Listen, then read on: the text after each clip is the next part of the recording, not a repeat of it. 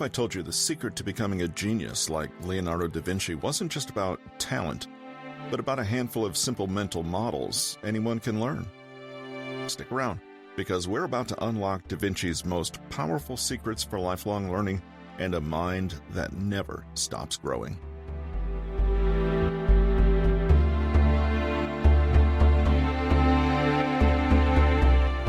Hello, listeners. Welcome to The Science of Self, where you improve your life from the inside out. Today's featured book is Leonardo da Vinci's Mental Models, Secrets of the World's Most Famous Polymath. This is from Peter Hollins' Learning How to Learn book series. Today we're looking at the beginning of Chapter 2, The Mind of the Polymath. When we discuss the concept of a polymath, there's one trait in common among all the examples that we elicit, and that is a curiosity. And it's possible to cultivate your own curiosity to drive yourself to becoming more of a polymath. The beginning of this episode talks about cultivating that Da Vincian curiosity. And then, after, we'll talk about the right attitudes that are necessary for learning. We must understand that learning never ends. We have to test out our theories in the real world, not just in our minds or in theory. We have to be willing to embrace the unknown, and as a learner, we have to be humble, childlike in our approach to learning. We're going to delve deep into each of those phrases in this episode, and don't forget, at the end of the episode, there'll be a summary of points with quick synopsis of the entire episode, should you need to get that takeaway in its own little segment. Thanks for being with us today, and here's the episode. Hopefully, you are now on your way to securing a mentor or teacher for yourself, have started to read, and gradually built up your own library of books and notes, and have started paying attention to the environment around you. As you consider your own goals, you may have come up against a pretty fundamental question. Why do any of this? Why learn ballet or ancient Japanese calligraphy or maritime history of New England in the first place? In the last chapter, we took steps to build a foundation onto which we can begin to build a learning life. Now the question arises, how will we build on that foundation? In this chapter, we'll be considering the most fundamental traits required of a lifelong learner.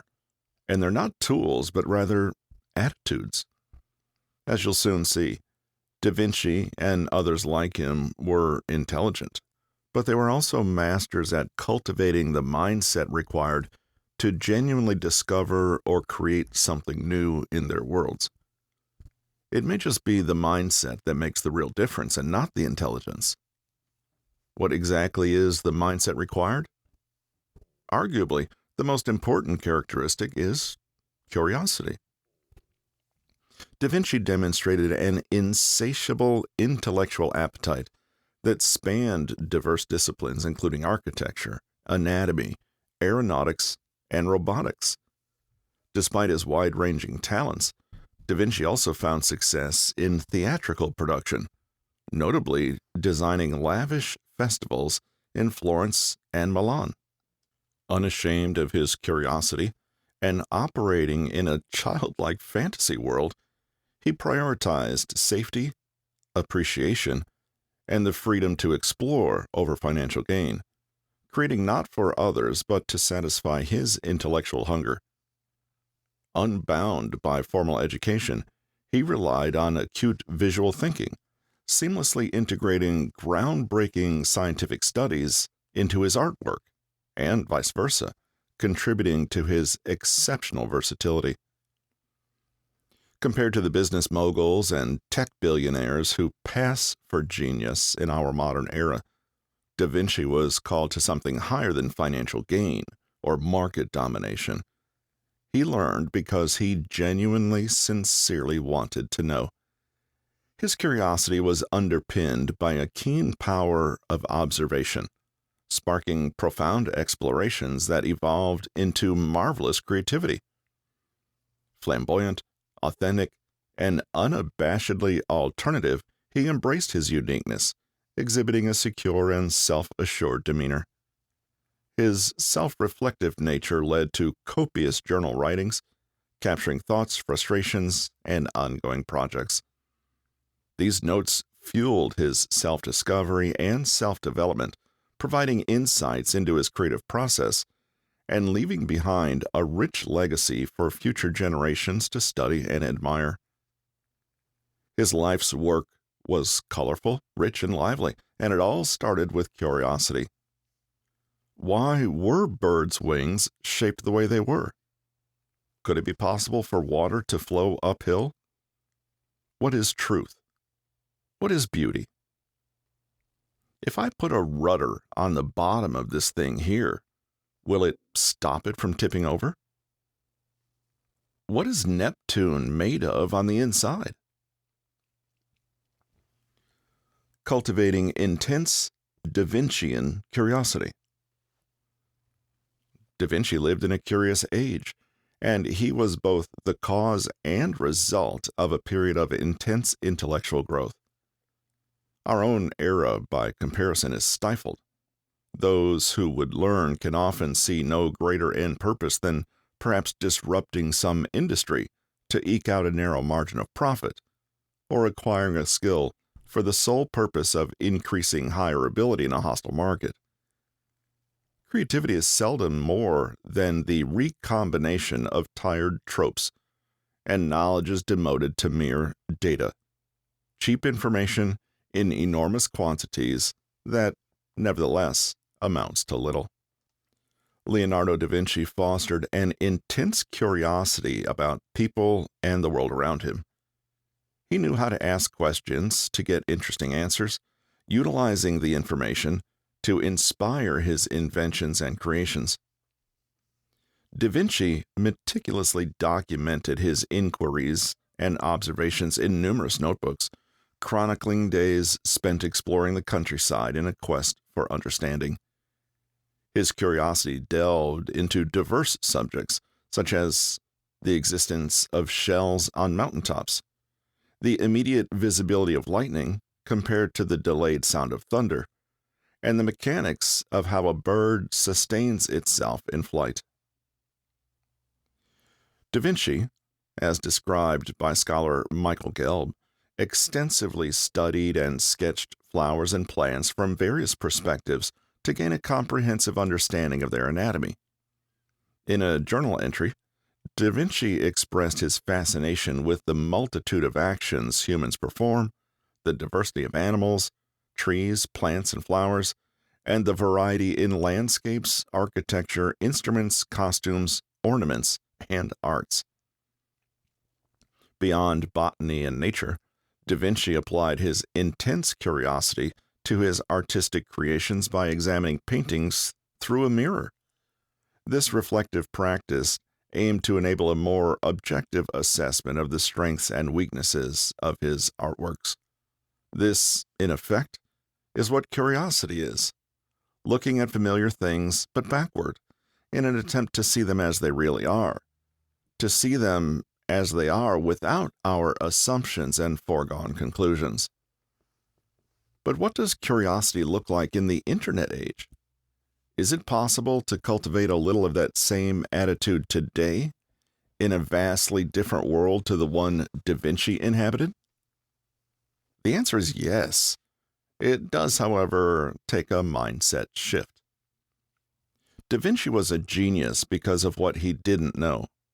He went out in search not of questions that he could easily answer, but of those that stumped him, challenged him, and demanded much patience and diligence to answer.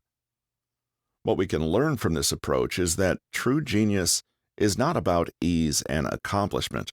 Rather, it's about the process of uncovering knowledge and the journey from ignorance to understanding.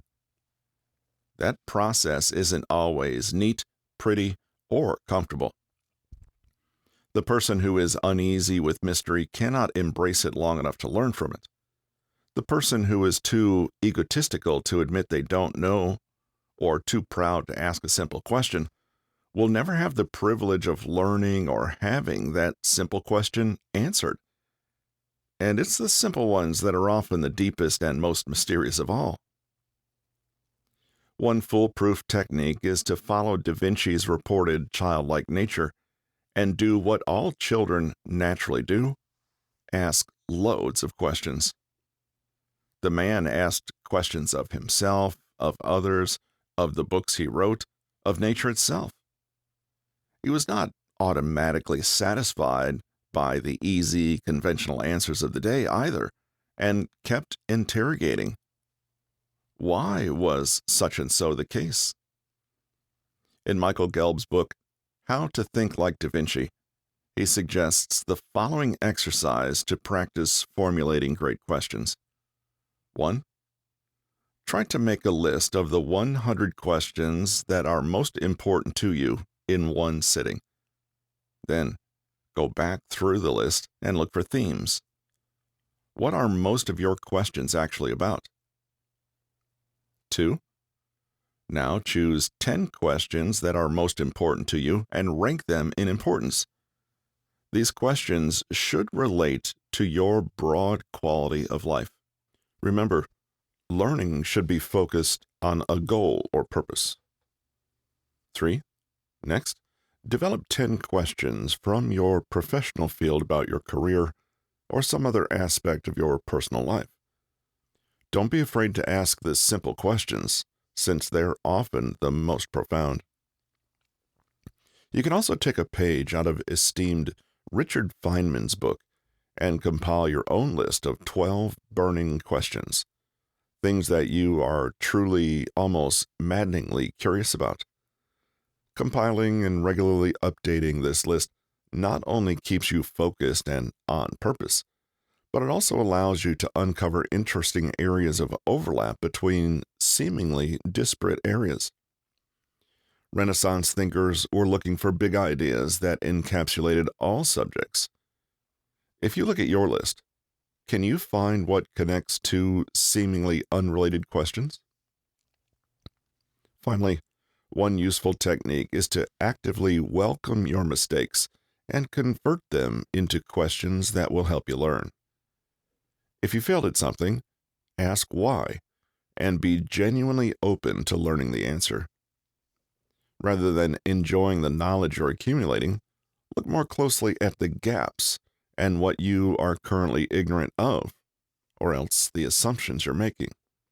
If you have a blind spot, how can you address the issue? Who can you ask? If you don't have the answer, then where might it be? Having an open, receptive mindset means accepting that fumbling in the dark is a big part of being a creator, inventor, scientist, and thinker. Start with your own pet theories and biases. Do you have quality evidence for your various beliefs and theories? Challenge yourself, if nobody else will challenge you. Make your ideas earn their keep. Remember, too, that just because you don't know something now, it doesn't mean that you can't learn it. Lacking a skill today doesn't mean you will lack it forever. Just be curious about the next step. Learn a little every day. Fine-tune your skill one step at a time, and you cannot help but learn. The right attitude. Though it's probably going too far to suggest that Renaissance-era polymaths possessed a certain type of personality, it is true they conducted themselves in remarkably similar ways. In other words, their approach to life was predictable. Idea 1. Learning never ends. Commit to continuous learning. We develop not so that we can arrive at the end of our development. We continue on. One horizon, once reached, opens up to another. There's no doubt that had Da Vinci lived longer than his almost 70 years, he would have continued to learn and create. What's required is that we don't get too comfortable in what we already know, what we've already achieved, and the skills we've already acquired. Instead, we need to keep learning alive by asking what remains unknown, unachieved, and unacquired. Idea 2. Test out your theories in the real world. Apply everything you learn, develop, or create to the real world and the practical goals you have there. It can be a trap to get lost in abstraction. Instead, continually see how your predictions and ideas measure up against reality. Do they work? How do they compare to what's currently out there? How can you test and improve on what you've done? Experience is a master teacher if you're courageous enough to embrace your mistakes and failures. Idea 3. Embrace the unknown. Da Vinci was a man of science and learning, but he was also a Catholic and a spiritual metaphysician who would have embedded all his learning in a framework wherein God was the master mathematician, artist, and architect of the universe itself. All this is to say that for a man like Da Vinci, the world was not a machine to be broken into parts and coldly analyzed, but a beautiful mystery. Great thinkers of old had a depth and nobility of soul that helped them understand the value of the mysterious and the enigmatic. Practically speaking, this meant that their curiosity was often tinged with awe, respect, and wonder. They were comfortable with ambiguity and could endure paradox and contradiction for a long time as they chiseled away at problems, trying to grasp their deeper meaning. Uncertainty, then, is not an enemy to be destroyed, but something that is always beckoning, something to relish and appreciate. Idea 4. Be humble. Learning is about the privilege of knowing the previously unknown and seeing the previously unseen. It's not about the glory and vanity of being the knower or the seer. Being humble has practical value too. Those people who are best able to move past mistakes, faulty assumptions, outright failures, and wrong turns are the ones who are quickest to get on with the real work of doing better. Ego and pride not only get in the way, bearing in mind that feeling down on yourself or overly pessimistic is a kind of vanity too. If something is difficult or beyond you, don't give up simply because it's a little humiliating to be confronted with evidence of your limitations. If you receive a correction or critical feedback, realize that there's nothing to be ashamed of and nothing to defend against. Da Vinci, and many others like him, were fantastically wrong about more things than the average human being. The trick is to see far beyond right and wrong and simply become curious about what is.